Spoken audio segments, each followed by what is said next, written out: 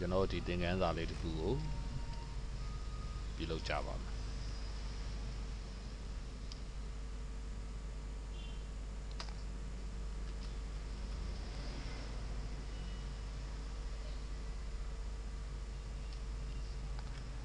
ကာလလေးတစ်ချောင်းကိုရှူလိုက်မယ် round rectangle 2နဲ့တောက်မှန်စတူကန်တောင်လုံးနဲ့2တစ်ခုကိုရှူလိုက်မယ်သူ့အလဲဘက်ဟိုတဲထားလိုက်မယ်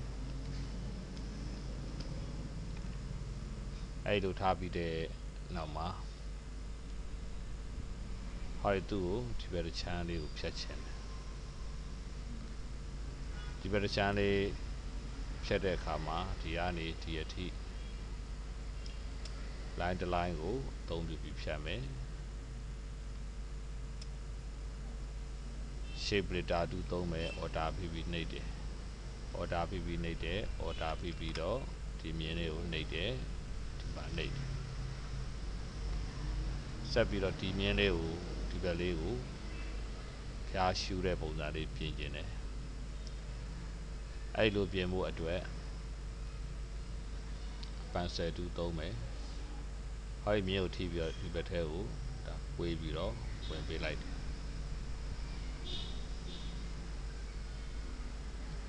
ဟောဒီလိုပုံစံလေးအဲ့လိုဆက်ပြီးတဲ့နောက်မှာနောက်ထပ်မြင်းတစ်မြင်းထပ်ပြီးတော့လိုချင်တယ်အဲ့မြင်း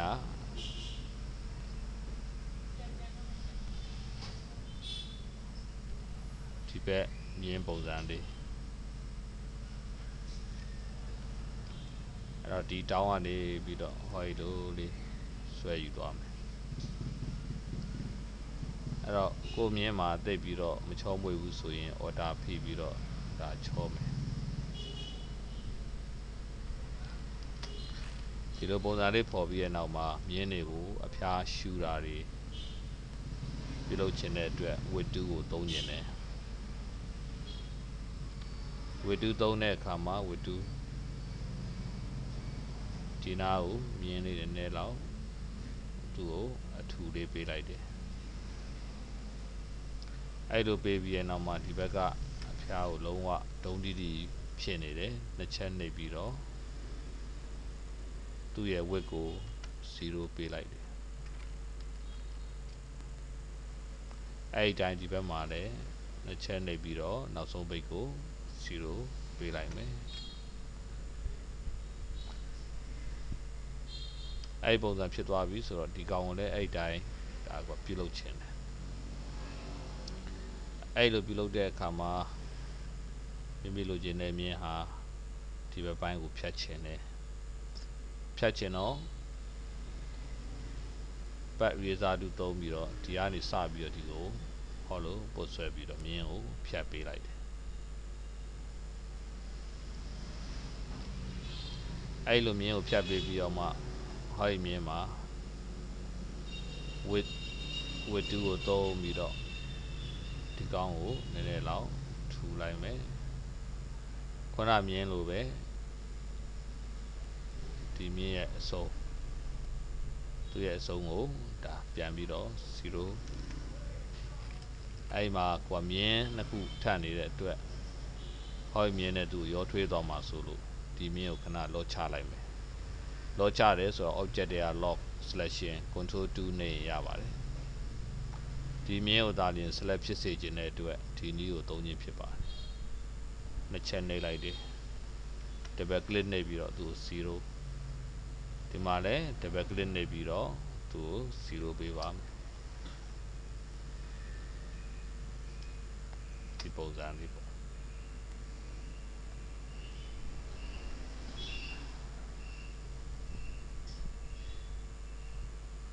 အဲ့ပုံစံယူပြီးတဲ့အခါမှာ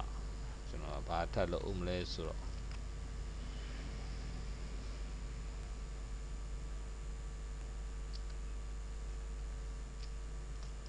ဒီနားမှာစဝိုင်းတစ်ဝိုင်းထည့်ခြင်း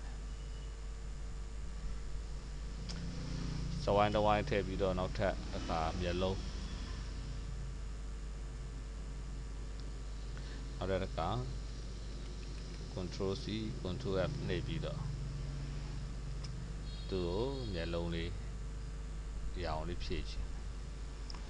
အဲ့တော့ဒီဘက်မှာနည်းနည်းလောက်ပိုထွက်နေတဲ့အကြောင်းအရာရှိနေရင်ကိုကဒါခုံးနေရင်ဟိုဘက်မျက်ခုံးနဲ့အဆင်မပြေဘူးမလှဘူးအဲ့ဒီ point လေးကို select မှတ်ပြီး delete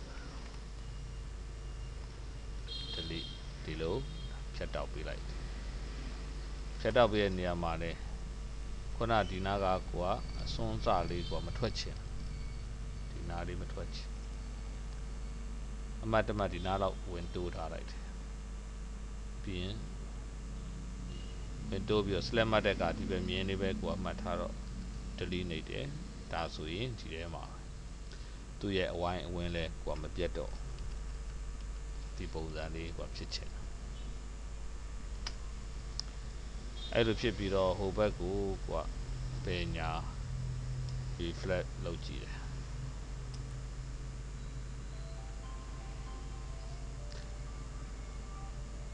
order ပြီးတော့နေကြည့်တယ်အဲ့ဒီမှာဒီဘက်က lock ချထားတာရှိနေတဲ့အတွက် lock ကိုပြန်ပြီးတော့ဖြည့်လိုက်အောင်မယ် object unlock all ပြီးရင် select မှတ်တယ် copy ပြီးရင်သူ့ကို hide လို့လေဒီပုံစံလေးဒါယူလိုက်တယ်ဆက်ပြီးတော့နောက်ဒီနားမှာဟောလို့လေ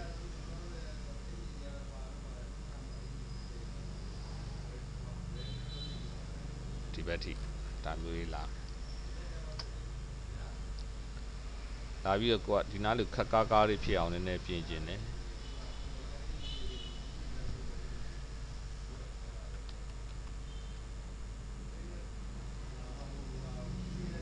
order ပြီးတော့ဒါခဲတံလေးကိုရေးအဲ့တော့သူ့ကိုဒီနားလေးကိုလုံးပြီးတော့ဒီဘက်ကိုဖျားရှူနေရမျိုးကဖြစ်ချင်တယ်ဆိုတော့သူ့ကိုလုံးတာပြုလုပ်ဖို့အတွက်အရင်ဆုံး stroke ကိုလုံးအောင်လို့ဟောဒီက round cap ကိုရွေးလိုက်တော့ဘာဖြစ်သွားလဲဆိုတော့သူ့ရဲ့ထိပ်တွေကလုံးသွားတယ် okay အဲ့တော့သူ့ကိုထိပ်ကိုပို့ပြီးတော့ကားမယ်ဒီကိုရှူမယ်ဒါဆောင်ရွက်ဖို့ width 2ကိုသုံးရမယ် width 2နဲ့နောက်ဆုံးမှတ်ကို click နှိပ်တယ်0 okay ဟောယောဒါကိုလိုတလောက်ကြည့်ပလိုက်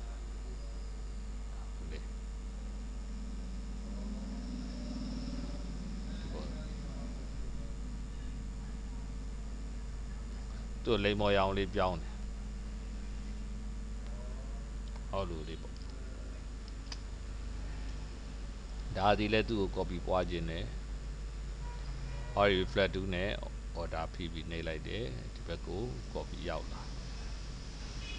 ဒီလိုလေးပေါ့အဲ့ပုံစံပြုလုပ်ပြီးရဲ့နောက်မှာကျွန်တော်ဒီရဲ့ကိုအဝါလေးတွေကျွန်တော်တွင်းခြင်းတယ်ဒီရဲ့ကိုဒါတွင်းမယ်ဒီရဲ့ကိုတွင်းတဲ့အခါမှာကိုကရောင်လေးတွင်းလို့အဆင်ပြေအောင်လို့ object expand appearance ပေးလိုက်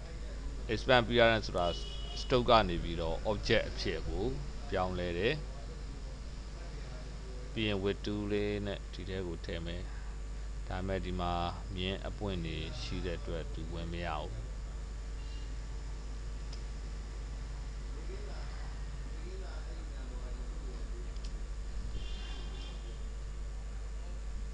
အဲ့တော့ဒါတွေကို select မှတ်ပြီးတော့ shape letter 2အဲ့တော့ဒီမှာပါဝင်တဲ့မျက်လုံးတွေရောသူတို့ကိုလည်း expand လုပ်လိုက်မယ် object expand okay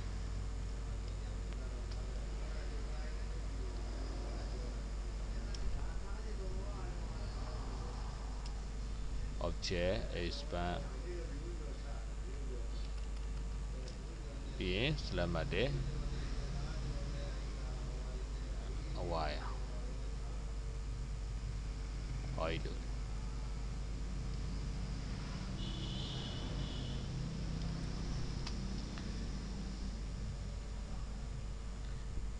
အဲ့နောက်မှာနောက်ထပ်တောင်းပန်စတူကန်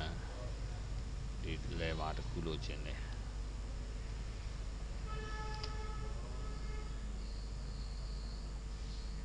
ဒါလေးကိုအခုံးလေးဟိုကလုပ်ချင် effect 1 arc ဒါတစ်ခုကိုခေါ်လိုက်ဒီထဲမှာကိုလိုချင်တဲ့ဟာမဟုတ်ဘူးဆိုရင်ဒါကိုကဒီမှာထပ်ရွေးလို့ရတယ်လိုမျိုးလေး arc နော်ဒီလိုလေးအဲ့တော့ဒီထဲကနေမှကျွန်တော်ကဟို blush ဒါလေးရွေးပြီးတော့အထက်ခုံးအောက်ခုံးလေးပေါ့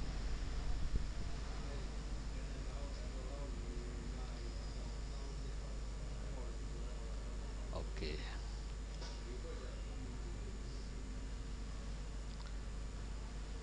ပြီးရင် rectangle တစ်ခုလိုချင်တယ်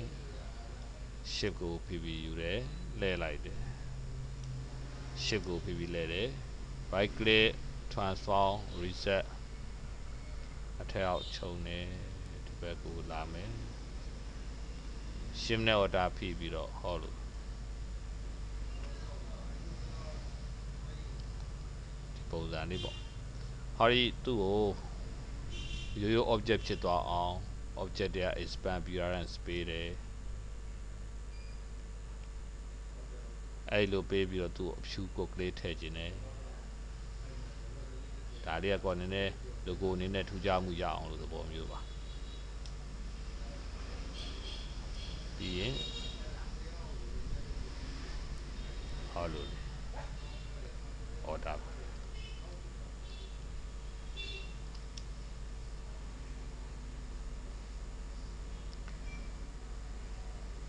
နောက်တစ်ခါကျွန်တော်ဒီနားမှာဒီ object နှစ်ခုဒီနားမှာကျွန်တော်ဒီလိုလေးအပိတ်ကလေးတစ်ခုကျွန်တော်ထည့်ပြီးတော့ရောင်ဖြည့်ခြင်းသေးတယ်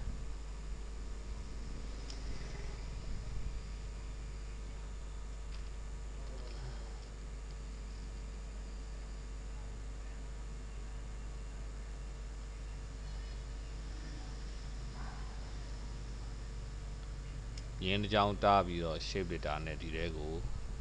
object တစ်ခုကိုထုတ်ယူလိုက်တာဒါဆိုရင်ကိုကအရောင်ဖြည့်လို့ရသွားပြီ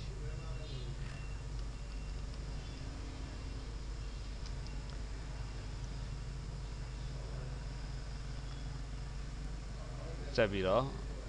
ဒီနားမှာခက်သေးသေးလေးတစ်ခု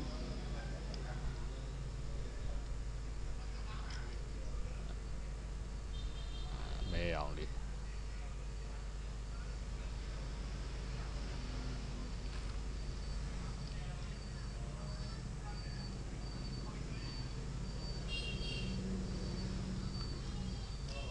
ရင်းချောင်းလေးတွေ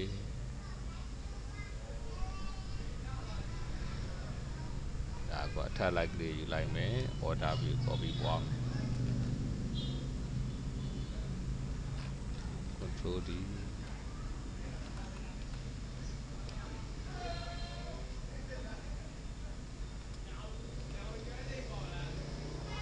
ပြီးရင် group ဖွဲ့ထားလိုက်တယ် control ချီအဲ့လို group ဖွဲ့ပြီးသွားလို့ရှိရင် round rectangle သုံးမယ် round rectangle သုံးပြီးတော့ဒါလေးယူလိုက်မယ်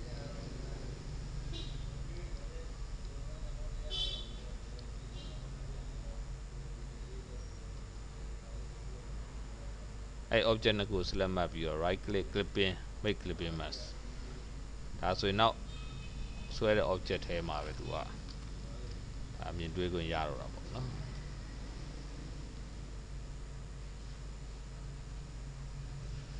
ဒါလေးကိုမှဒါအနာသက်ကလေးကိုပိတ်လိုက်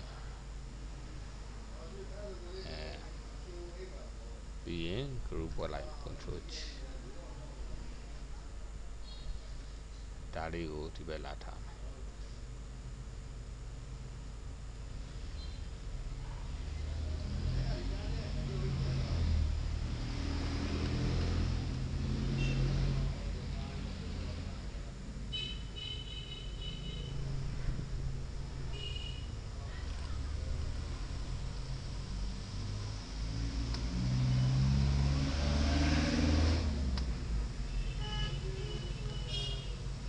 ပြီးတော့မှကျွန်တော်ဒီလိုလေး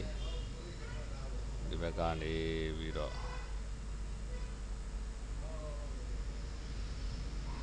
ဟုတ်လို့ချောတော့ order ဖိမယ်သူ့ကို reflect တခါ copy တစ်ခုထပ်လမ်းမယ် copy အဲ့နှစ်ခု select မှတ်ပြီးတော့ဟောဒီ direct selection tool နဲ့ဒီ point ကို select မှတ်တယ်သူတို့နှစ်ခုကိုကျွန်တော် join ဒီ point နဲ့ဒီနားမှာ point နဲ့ point ကို join မယ်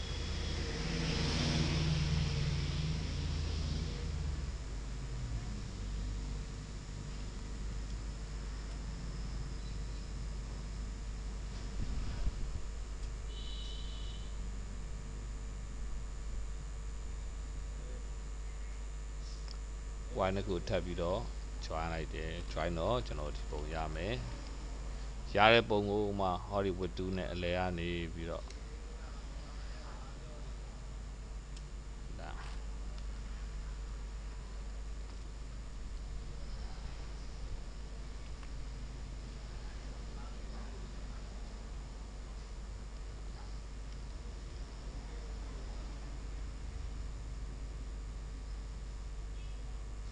ဒီပုံစံလေးပါထပ်ကြည့်ပလိုက်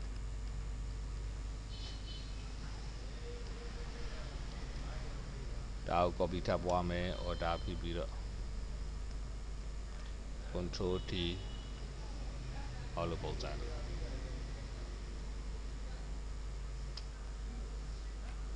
ပေါ်နေတယ်ဒီရွှေ့လိုက်အောင်မယ်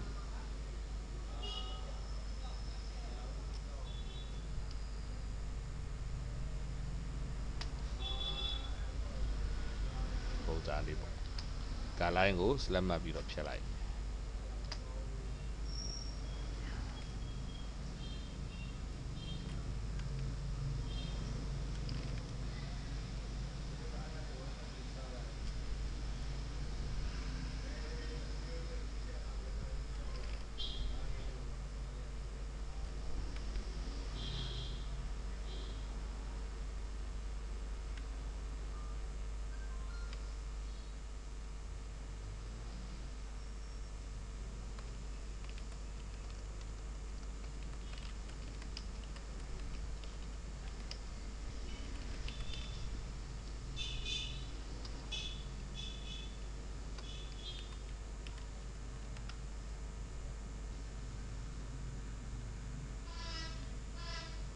အဲ့တော့သင်ခန်းစာတော့ဒါပါပဲ